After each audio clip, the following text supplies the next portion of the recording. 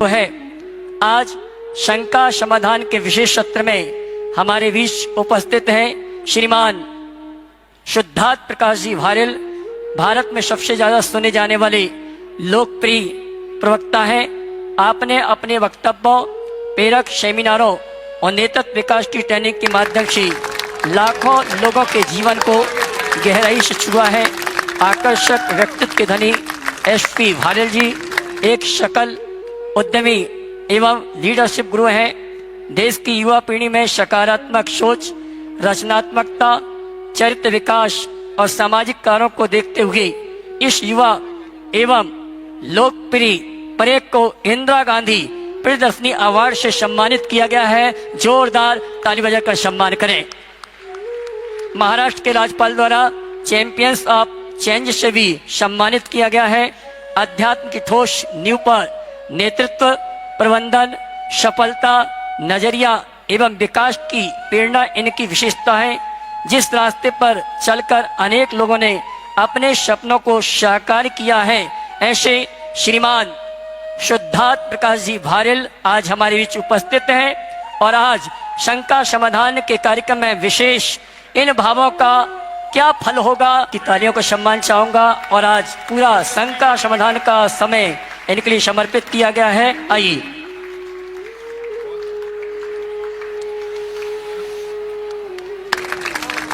बोलिए पंचकल्याणक प्रतिष्ठा महामहोत्सव की। आपकी आवाज में उतनी दम नहीं है जितना विशाल और जितना भव्य पंचकल्याण प्रतिष्ठा महोत्सव है। बोलिए पंचकल्याण प्रतिष्ठा महामहोत्सव की। मैं महाराज जी से आज्ञा चाहता हूं कि अगर आप आज्ञा दें तो मैं खड़े होकर बात करूं। जैसे आपकी अनुकूलता। जी बहुत बहुत धन्यवाद महाराज जी।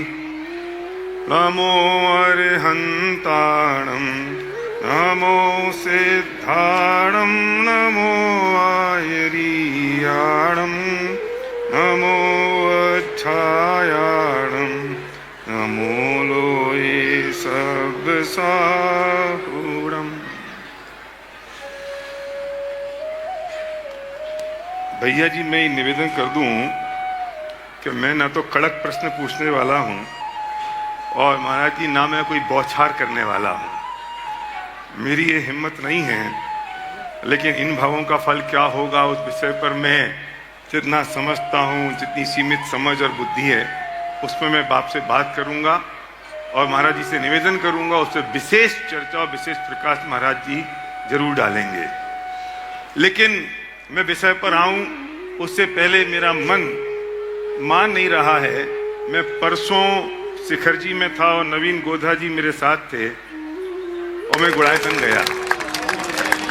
मेरा दुर्भाग्य है कि मैंने सुना बहुत था पर गया पहली बार और वहां जाके जो अनुभव केंद्र देखा, मैं किसी के आगे तो नहीं खड़ा हूं, मैंने जो वहां अनुभव केंद्र देखा मेरा रोम रोम प्रफुल्लित हो गया। इसलिए नहीं कि बहुत बड़ी टेक्नोलॉजी वहां विकसित हो रही है, बल्कि इसलिए कि जैन दर्शन के इतिहास में पिछले 100 सालों में और अगले 100 सालों तक ऐसा प्रत्यक्ष रूप से फीलिंग के साथ कोई समूह शरण में जा सकता है, समूह शरण में घूम सकता है, महसूस कर सकता है मैं संसार समुद्र में हूं और मैं मोक्ष का मार्ग मुझे मिल जाए। ऐसा प्रत्यक्ष दर्शन कोई अपनी आंखों से अनुभव कर सकता है तो वो गुणायतन में होगा, निश्चित तौर पर होगा। और मैं आज बहुत सौभाग्यशाली रहा कि दोपहर में जब मैंने महाराज जी से निवेदन किया तो उन्होंने कहा कि अभी आपने देखा नहीं है, जरा वो सॉफ्टवेयर देख तो लो। तो वो मेरे रोंगटे खड़े हो गए उसको देखते हुए। और मैं इस काल में मैंने जन्म लिया, जब मैं मोक्ष में जाऊंगा तो सही निश्चित तौर पर, क्योंकि ये जनागम मिल गया है और ये सही तत्वज्ञान मिल गया है। लेकिन उससे पहले मैं अनुभूति कर लूंगा। तो मेरा निवेदन ये है कि जल्दी से जल्दी वो पूरा हो जाए, जिससे हमारा समय पूरा हो, मनुष्य भव, उससे पहले हम उसकी का अनुभव कर सकें।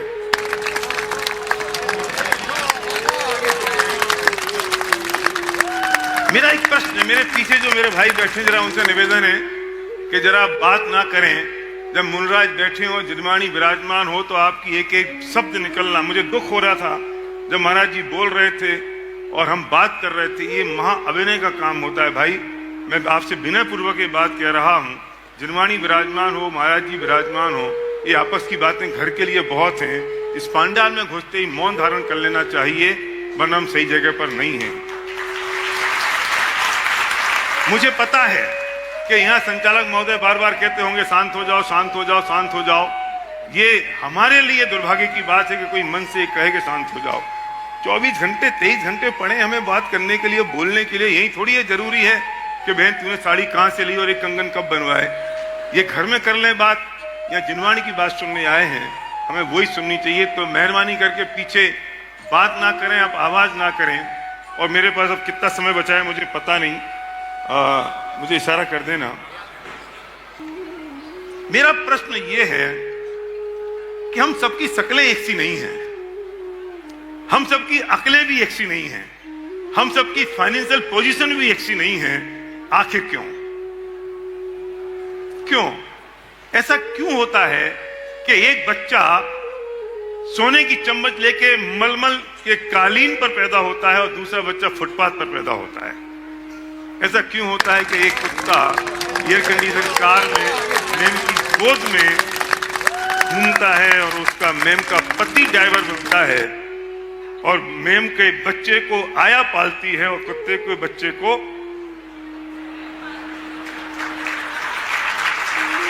मेम साहब पालती हैं। मेरा प्रश्न ये है कि ऐसा कुत्ते ने क्या कर दिया? और बेचारा जो फुटपाथ पे काएं करके, मैं भी आ रहा था तो यही एक फुटपाथ पे बेचारा परेशान हो रहा था, उसने क्या कर दिया? क्यों ऐसा होता है? हमने कभी सोचा भी नहीं, हमने कभी विचारा भी नहीं। मेरी समझ में जो बात है वो महाराज जी के सामने प्रस्तुत करता हूं, फिर महाराज जी उस पर प्रकाश डालेंगे कि भाई ये अपने अपने कर्मों का फल है। जो लोग ये बात कहते हैं कि किसने देखा पूर्व जन्म और किसने देखा अगला जन्म, मैं उनसे कहता हूं कि जो बच्चा आज पैदा हुआ वो उसके पूर्व के कर्म तो थे। ऐसा तो नहीं हो सकता कि उसके जन्म के कर्म होंगे, कहीं तो पूर्व जन्म के उसके कर्म थे ना। जो आज पैदा हुआ, क्यों भिखारी की गोद में हुआ और क्यों रानी की गोद में हुआ? इसका मतलब पूर्व जन्म तो था, और जब पूर्व जन्म था भाई तो अगला जन्म भी होगा। और जब एक पूर्व जन्म हो सकता है तो अनादि काल के पूर्व जन्म हो सकते हैं, और एक अगला भव हो सकता है तो अनंत काल के अगले भव हो सकते हैं। मैं निवेदन करता हूं महाराज जी से, कृपया इस पर विशेष प्रकाश डालें और ये बात समझा दें, बता दें, जिससे लोगों को समझ आ जाए कि भैया अगला जन्म भी है, यही खत्म नहीं हो जाने वाला है सब कुछ। पहले तो मैं चाहूंगा एक बार एसपी भारिल साहब का जोरदार अभिनंदन करें। आपने बहुत ही महत्वपूर्ण विषय को उपस्थित किया। मैं समझता हूँ धर्म क्षेत्र में पदार्पण करने वाले हर व्यक्ति के मन में सबसे पहले ये सवाल आना चाहिए, बिल्कुल, कि मैं कौन हूँ, मेरा क्या है, मैं क्या कर रहा हूं और मुझे क्या करनी चाहिए। मेरे साथ जो व्यवस्थाएं जुड़ी है और मेरी जो अवस्था बनी है उसका कारण क्या है।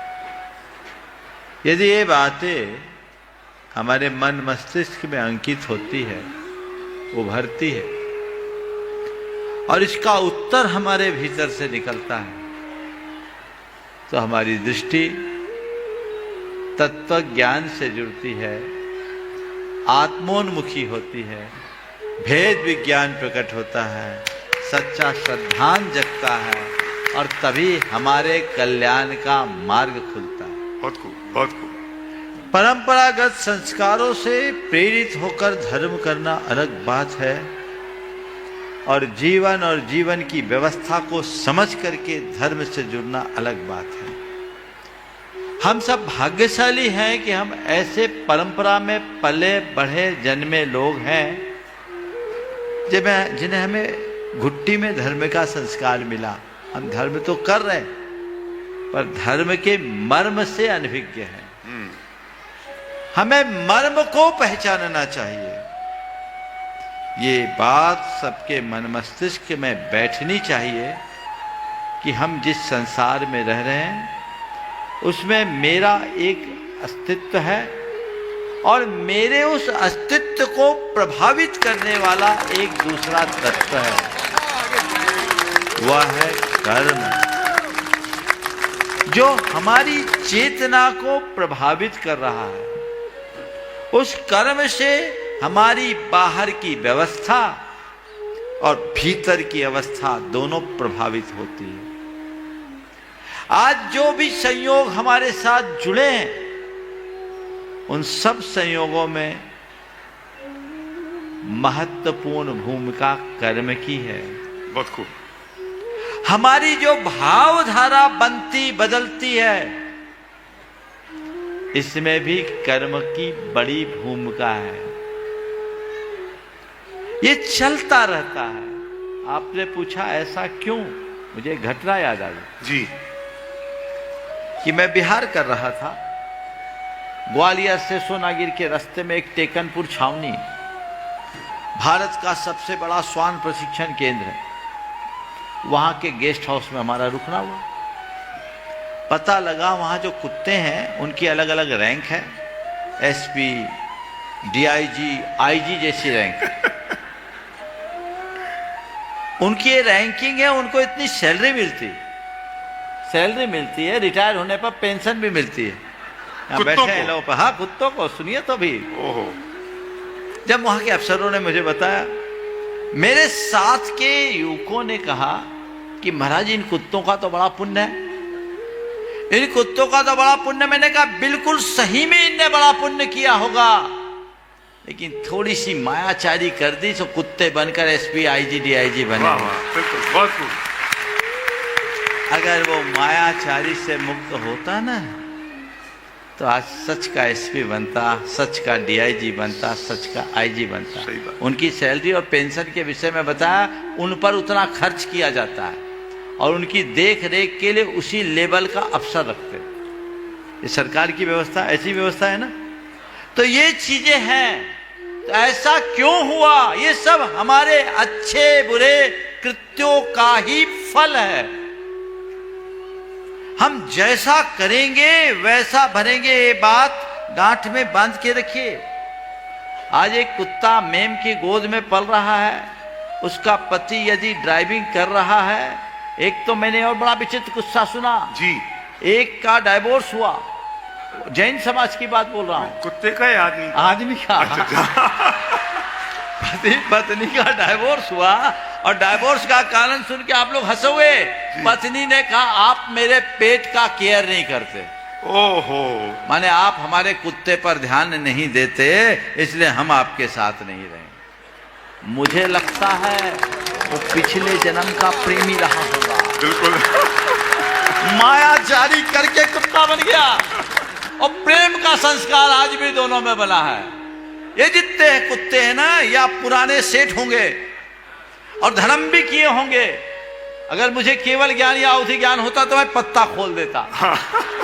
भगवान के पास जाओगे तो खुलेगा, लेकिन जरूर उन्होंने ऐसा किया होगा जिसके कारण ये हो रहा है। कुत्ता बन करके भी राज भोग रहा है। बस मैं आप लोगों से ये कहता हूं, उनको देखकर एक प्रेरणा लेना।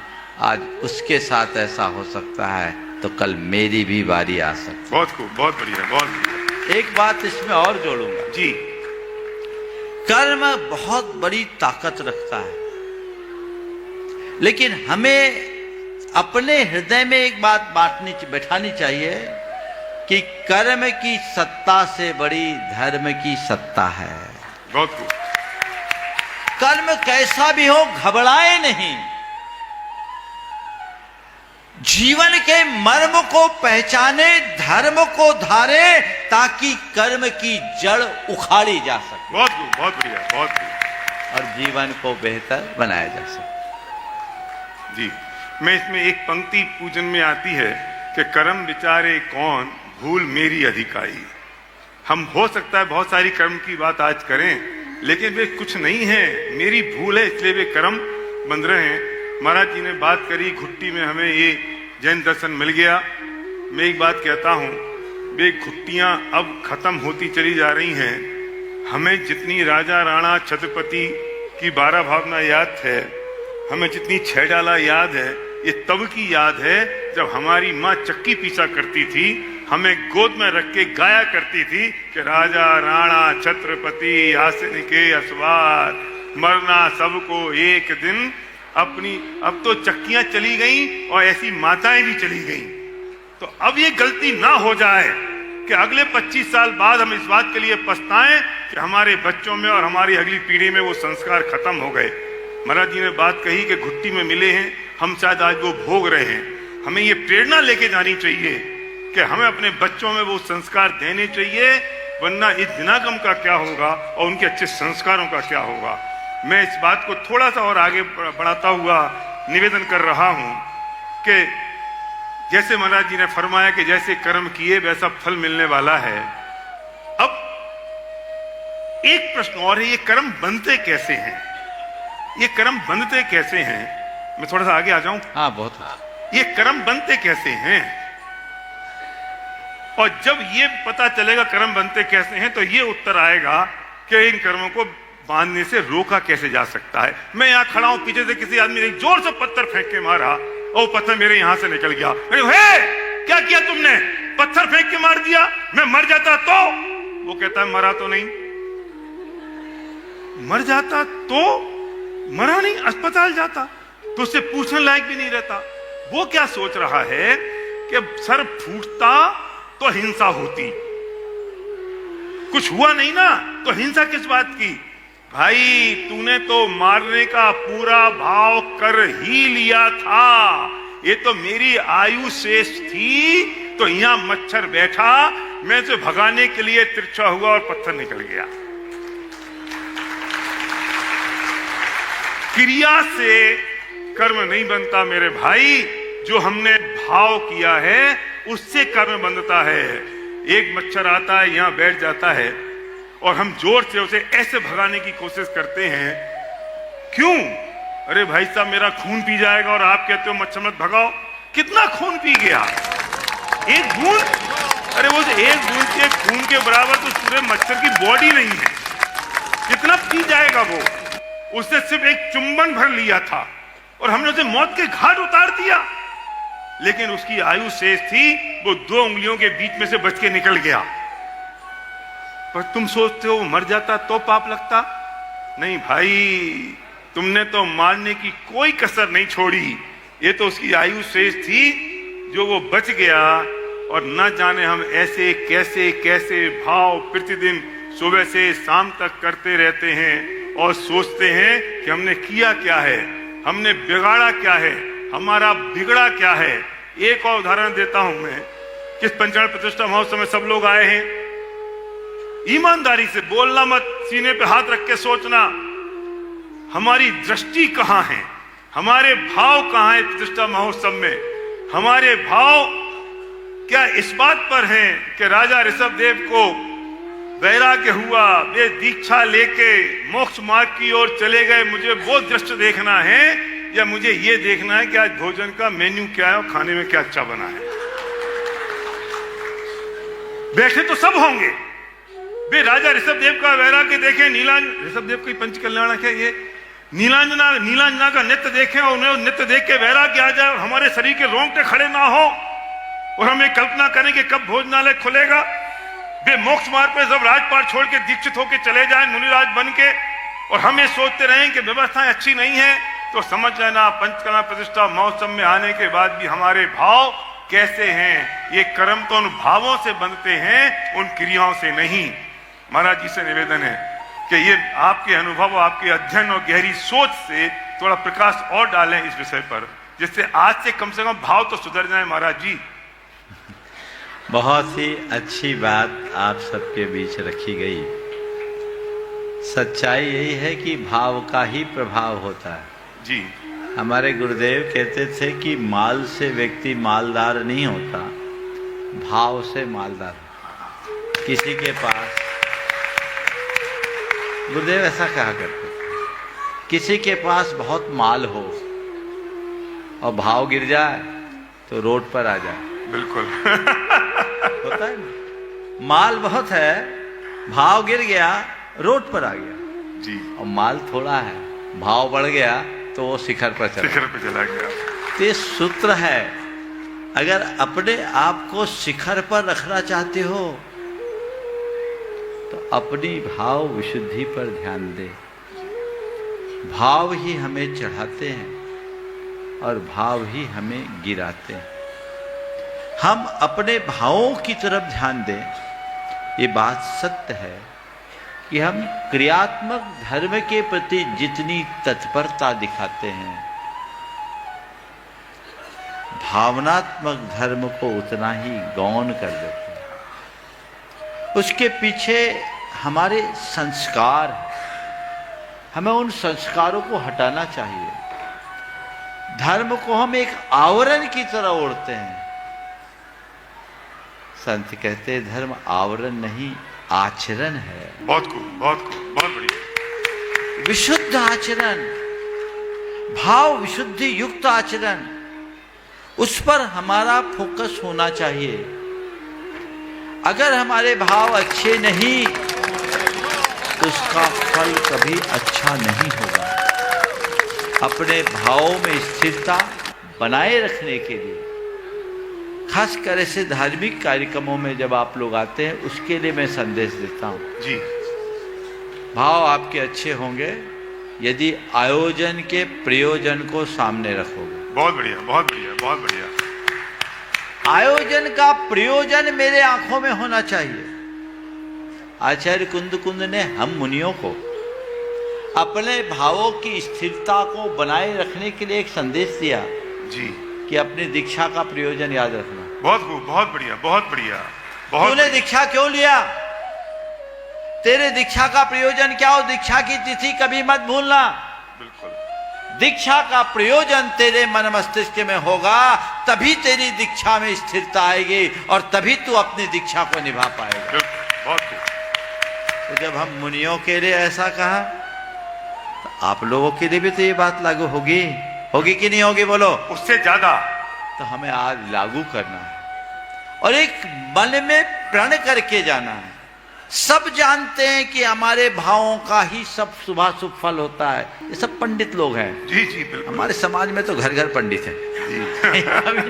सब ज्ञानी है ना। पंडित बोलने में शायद आप लोग बुरा लगता है, ज्ञानी बोल दो तो खुश हो जाएंगे, है ना। सब ज्ञानी, तो सब ज्ञानी हैं, लेकिन अब हमें ये तय करना है कि हमें अपने जीवन की दिशा क्या बने।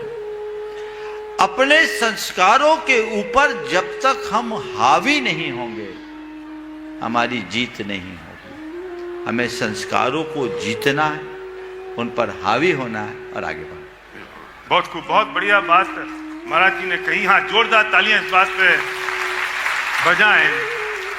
जब उन्होंने अपने लिए बात कही और आचार्य कुंद देव का उदाहरण दिया, आप समझो महाराज जी का स्वाध्याय कितना गहन है। और उन्होंने अपने ऊपर ये बात कही कि जब तेरे परिणाम कमजोर पड़े तो वो समय याद करना जब दीक्षा ली थी और जब वैराग्य हुआ था। हमें ये निर्णय आज करके जाना चाहिए कि जब भी मेरे मन में कुछ विकारी परिणाम आए तो ये जो कल, आज गर्भ कल्याणक है ना यहाँ पर, परसों दीक्षा कल्याणक होगा।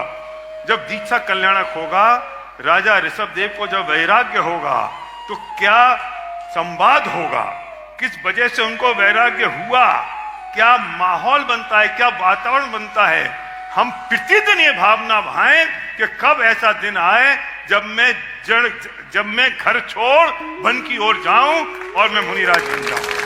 वो भावना प्रतिफलित होती है।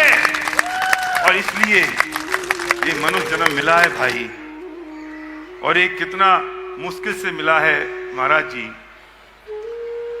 यहाँ होगा शायद परसों तब कल्याणक के दिन कि देव और मानवों में चर्चा चल पड़ी कि अब उनकी पालकी कौन उठाएगा जब जंगल की ओर लेकर जाएंगे।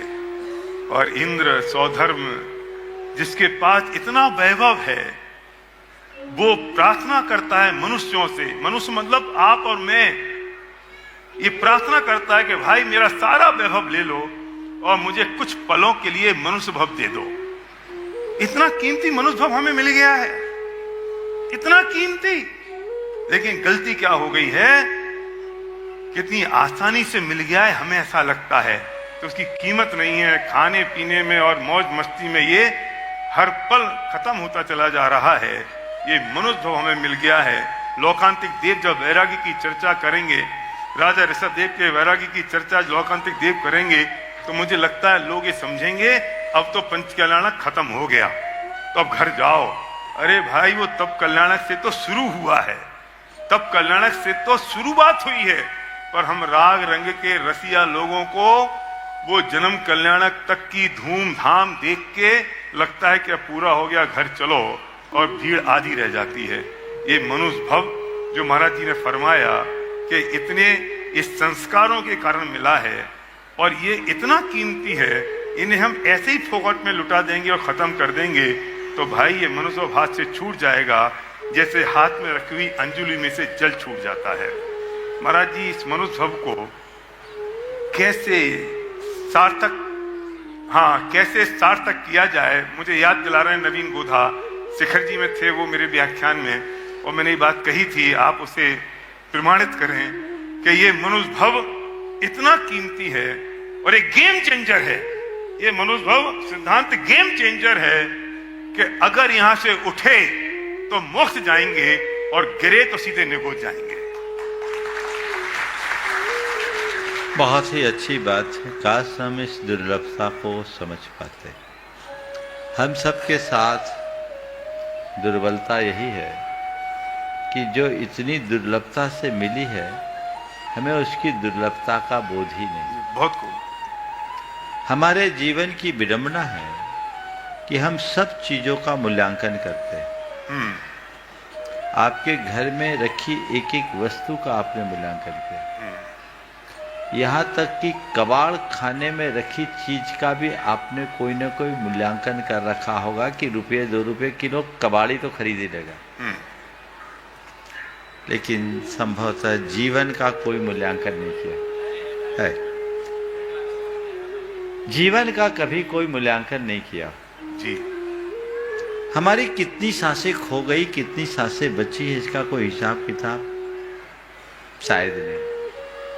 हमें अपने सांसों का लेखा जोखा सीखना चाहिए जी। मैं आप सबसे कहना चाहता हूं, जैसे कोई व्यक्ति एक मकान बना रहा, उस मकान बनाने के क्रम में उस मकान में लगने वाले ईंट गारे का पूरा लेखा जोखा हिसाब किताब रखते हैं, पर मकान पर रखी जाने वाली एक एक ईंट के साथ जो एक एक सांस खप रही है, इसका हमारे पास कोई हिसाब नहीं। और यह भी संभव हो सकता है कि उस मकान की आखिरी ईंट के साथ हमारी आखिरी सांस चले जाए, तो उस मकान की क्या कीमत होगी? कभी हमने विचार किया? हमारी कोई भी सांस आखिरी सांस बन सकती है जी। और आजकल तो और कोविड के बाद तो ये सब कुछ सडन होता, अचानक। हम उसे समझने की कोशिश करें, और जब हम उसे समझेंगे तब हम अपने प्रति जागरूक होंगे। तब हमें लगेगा कि नहीं, मेरे पास समय कम है, ये अवसर है, मुझे इसका उपयोग करना है। अवसर की दुर्लभता को पहचानने वाला ही अवसर का लाभ उठाने का पुरुषार्थ करता है, बाकी तो प्रमाद में अवसर खो देता है। बहुत अवसर की दुर्लभता को पहचाने, अवसर का लाभ उठाएं। अभी कहा गया कि मनुष्य जीवन गेम चेंजर है जी। बहुत सुनहरा अवसर है जी, बिल्कुल। इसे अपने जीवन की अपूर्व उपलब्धि बनाए। योग मिला है, प्रयोग करें। बहुत खूब, बहुत बढ़िया। बिना प्रयोग के योग का कोई अर्थ नहीं, इसलिए हमें इस पर विचार करना चाहिए। अवसर और एहसास दो चीजें होती हैं जीवन में, एक होता है अवसर, एक होता है एहसास। दुर्भाग्य यह है कि जब अवसर मिलता है तो एहसास नहीं होता, और जब एहसास होता है तो अवसर हाथ से छूट जाता है। आप सबको पता होगा कि भोपाल में आप जो जमीन देख रहे थे वो आपको 10,000 रुपए फुट में मिल रही थी, आपने नहीं ली क्योंकि आपको अवसर था पर एहसास नहीं था। आज वो 1 लाख रुपए हो गई, अब आपके पास में एहसास हो गया पर अवसर छूट गया और वे सारे के सारे गरीब रह गए जिनको अवसर और एहसास एक साथ नहीं हुआ, और वे सारे अमीर हो गए जिनको अवसर और एहसास एक साथ हो गया। भाई ये मनुष्य हमें मिल गया है, जैसा महाराज जी ने फरमाया, ये मनुष्य हमें मिल गया है। अगर अभी अवसर तो आ गया है और अगर एहसास नहीं हुआ तो निगोद में मिलेंगे, लेकिन इस वक्त अगर एहसास हो गया तो हम सब सिद्ध सिला में मिलेंगे।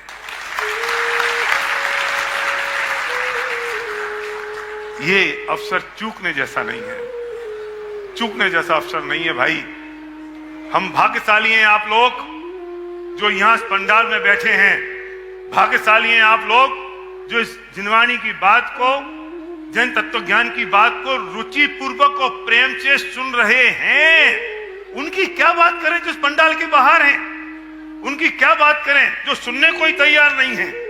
अपने भाग को सराहें और इस पल पल एक एक पल इस बात के लिए डालें और इस बात के लिए देखें कि मेरे साथ बीत क्या रहा है। तो 2 लाइनों में एक बात कहता हूं कि वक्त सबको मिलता है जीवन बदलने के लिए, वक्त सबको मिलता है जीवन बदलने के लिए, पर जीवन दोबारा नहीं मिलता है वक्त बदलने के लिए। महाराज जी बहुत सही बात है। अवसर का एहसास, बिना एहसास के प्रयास नहीं होता। हमें प्रयास करने के लिए एहसास जरूरी है। और अभी आपने जो बात कही, वक्त मिलता है जीवन बदलने के लिए, जीवन नहीं मिलता वक्त बदलने के लिए। हम इन पंक्तियों को समझे और इसी में सारा रहस्य छिपा हुआ है। पर हमें तो ऐसा लगता है कि हमारे पास अभी बहुत बड़ा जीवन है जी, और हम बार बार ऐसा ही जीवन पाएंगे। हाँ, ये सोच जब तक बनी रहेगी हम जहां के तहां रहेंगे। जब हमें ये एहसास होगा कि बहुत दुर्लभतम जीवन है।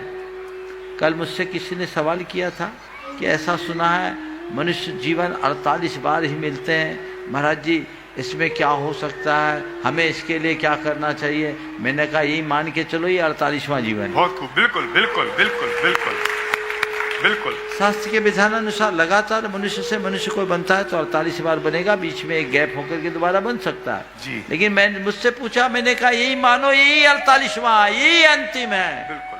मैं जीवन को ही अंतिम नहीं मानता। मैं तो आपसे कहता हूँ हर दिन को अंतिम मानो, हर रात को अंतिम मानो, हर बात को अंतिम मानो, हर श्वास को अंतिम मानो, तब जीवन आगे बढ़ता है। ये अगर अंतिम हुआ तो क्या होगा, कभी ये सोचा है? महाराज जी ने शुरुआत में ही बात कही थी कि कौन हूं मैं, कहां से आया हूं, क्यों ये मनुष्य जन्म मिला है। मैं सिर्फ इतना सा और उसमें कहना चाहता हूं जो महाराज जी ने कहा था कि मैं कहां जाऊंगा। आज की रात सिर्फ एक बात सोचना कि ये सांसें पूरी होंगी तो मैं जाऊंगा कहां।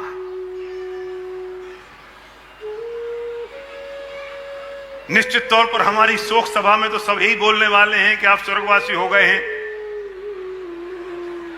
और जो ये बोल रहा है कि आप स्वर्गवासी गए हैं मेरे फलाने फलाने, उन्हें भी पता है कि वे कहां गए होंगे, क्योंकि सबके परिणाम तो सबको पता होते हैं। तो हम जाएंगे कहां? जरा घर के बाहर निकल के देखना, कहीं गली के कुत्ते की हालत तो हमारी नहीं होगी, कहीं जो कान के पास फड़फड़ाता हुआ मच्छर है हम कहीं वैसे तो नहीं हो जाएंगे।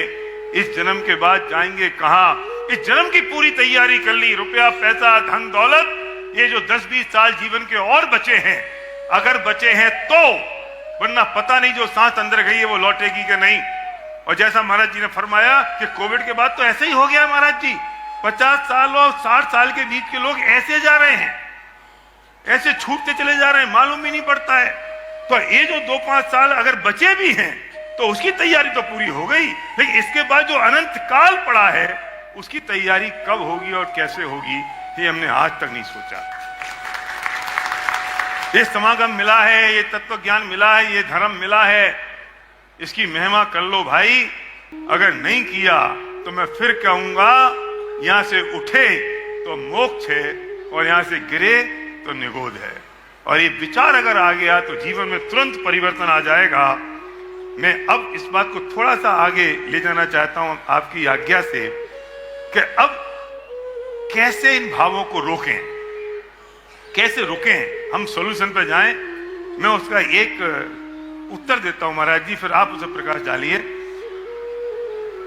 हमें ये पता नहीं चलता जब क्रोध, मान, माया, लोभ के परिणाम हो, कसाय के परिणाम हो, तो ये पता नहीं चलता कि इनका क्या होगा। लेकिन हर बच्चा ये जानता है कि अगर मेरे पुण्य के भाव हैं तो निश्चित तौर पर शुभ कर्म बन रहा है, पाप के हैं तो अशुभ बन रहा है। तो सब जानते हैं ना, क्रोध, मान, माया, लोभ ये कैसे हैं। मैं अहंकार में आ जाऊं, मैं इतना बड़ा आदमी हो गया हूं, मेरे पास रुपये आ गया, पैसा आ गया, सबको पता है। लेकिन जब ये भाव आते हैं तब इनका क्या फल लगेगा ये ख्याल नहीं आता, क्योंकि कसाय का जोर इतना ज्यादा होता है, कसाय का जोर है, पता नहीं चलता। और तब कोई आके समझाए कि यार इन भावों का फल क्या होगा। तो अगर पत्नी ने पति को समझाया तो तलाक, और अगर बच्चों ने बेटे बाप को समझाया तो थप्पड़। तब कौन समझाए? कोई समझाने वाला नहीं होता। और ये हमारा दिमाग ऐसा होता है अमित, हम बहुत जल्दी चीजों को भूल जाते हैं, हमें याद नहीं रहती। एक व्यक्ति 140 की स्पीड पे चल रहा है महाराज जी, कार में बहुत आराम से चल रहा है, पत्नी बगल में बैठी है, गाड़ी बहुत बढ़िया चल रही है, गाने बज रहे हैं, और रोड के उस तरफ एक एक्सीडेंट हो जाता है, पति पत्नी की डेथ हो जाती है, बच्चा बिलबिलाता हुआ रोता है। आप 1 मिनट के लिए रुकते हो और आपको वो दयनीय हालत दिखती है। अब उसके बाद आपकी कार की स्पीड क्या होगी भाई साहब? 140, सीधी 60। और पता है आप कैसी बातें करोगे अंकुर? तेज चलने से क्या फायदा? अब आप ऐसे हो गए, तेज चलने से क्या फायदा, 10 मिनट जल्दी पहुंच जाएंगे, और क्या होगा। अच्छा, ये जो थॉट है तेज चलने से क्या फायदा, 10 मिनट जल्दी पहुंच जाएंगे, कितनी देर तक रहता है? 15-20 मिनट अनुभव, 15-20 मिनट, आधा घंटा, फिर हम 140 पे पहुंच गए। क्योंकि हमारे ब्रेन की डिजाइन ऐसी है कि हम चीजों को भूल जाते हैं, हमें याद नहीं रहती। अगर एक काम करो, अपने मोबाइल से फोटो ले लो सीन की और प्रिंट आउट करके अपने स्टीयरिंग पे चिपका लो। अब जन्म में कभी गाड़ी की स्पीड 60 से ऊपर जाएगी? नहीं जाएगी। क्यों? तुरंत दिखेगा क्या ऐसा एक्सीडेंट मेरे साथ हो सकता है। मैं आज आपसे निवेदन करना चाहता हूं, आपको पता है कि मेरे भाव कैसे हो रहे हैं, आपको पता है कि जो भाव हो रहे हैं इनका फल क्या लगेगा। जाइए अपने घर की वार्डरोब पर लिख दीजिए इन भावों का फल क्या होगा। तोड़मल जी साहब ने पंक्ति दी कि इन भावों का फल क्या होगा, तो ये विचार तो कर ले। तो तेरे जो विचार कसाय पूरित हो रहे हैं ये मंद पड़ जाएंगे। जाके अपने मिरर पर लिख दो इन भावों का फल क्या होगा। जाओ अपने गाड़ी के डैशबोर्ड पर लिख दो कि इन भावों का फल क्या होगा। जाइए अपनी मोबाइल की स्क्रीन पर लिख दीजिए इन भावों का फल क्या होगा। और जैसे ही पति पत्नी की लड़ाई होगी बेडरूम में और वार्डरोब पे लिखा होगा इन भावों का फल क्या होगा, तो आपका गुस्सा जो 7वें आसमान पे था वो तुरंत नीचे आ जाएगा और आप पत्नी से कहोगे तेरे से बढ़िया पत्नी कोई दूसरी थी नहीं। क्योंकि जब गुस्सा आता है, क्रोध आता है, तो ये बात याद नहीं रहती, और जब ये याद रहती है तो क्रोध नहीं आता। तो मैं निवेदन करना चाहता हूं कि इन भावों का फल क्या होगा, ये पंचकर्म समिति स्टिकर बनवा दे और गुणाचन परिवार की ओर से बंटवा दे। देखिए, हम तो ये रोज काम कर रहे हैं और इसी को हम भावना योग बता रहे हैं। जी, हमें क्या करना है उसका स्मरण रखना ही भावना योग। बहुत बढ़िया, बहुत बढ़िया। हमें हमेशा, मैं आपकी बात को मैं समझता हूँ सवाल उठाने की जगह समाधान की भाषा ज्यादा अच्छी। जी जी जी जी। मनोविज्ञान की दिशा में, दृष्टि से भी यही बात कही जाती है। आप अगर ये सवाल उठाओगे कि इन भावों का फल क्या होगा, तो कहीं ना कहीं हमारे सबकॉन्शियस में वो भाव ताजा हो जाए। बिल्कुल ठीक है। जो मनोवैज्ञानिक दृष्टि से ठीक नहीं। जो हमें करना है हमें उसकी बात करें, जो नहीं करना उसे परोक्ष प्रत्यक्ष कैसे भी याद ना करें। बहुत खूब। तो उसका एक सीधा सीधा तरीका है। अगर किसी का स्वभाव गुस्सा और झगड़ा करने का है, उसको पता है, तो एक चीज अपनाए जो बड़ा अनुभूत प्रयोग है और मैंने सैकड़ों लोगों से प्रयोग करा है। मुझे शांत रहना है। और हमारा एक आइकन भोपाल का है, शायद सभा में हो तो खड़ा हो जाना अगर हो तो। आपके इसी भोपाल में 2020 का किस्सा सुनाता हूँ। है क्या बंदा? चंदन नगर वाला आया अभी सुबह आता है। तो मैं यहाँ आया जी। तो मंदिर से दर्शन करके निकल रहा था। एक व्यक्ति आया और वो उसकी धर्मपत्नी थी, मोटरसाइकिल थी, मोटरसाइकिल पर लिखा था मुझे शांत रहना है। मैंने देखा भावना योग लिखा था। क्या है?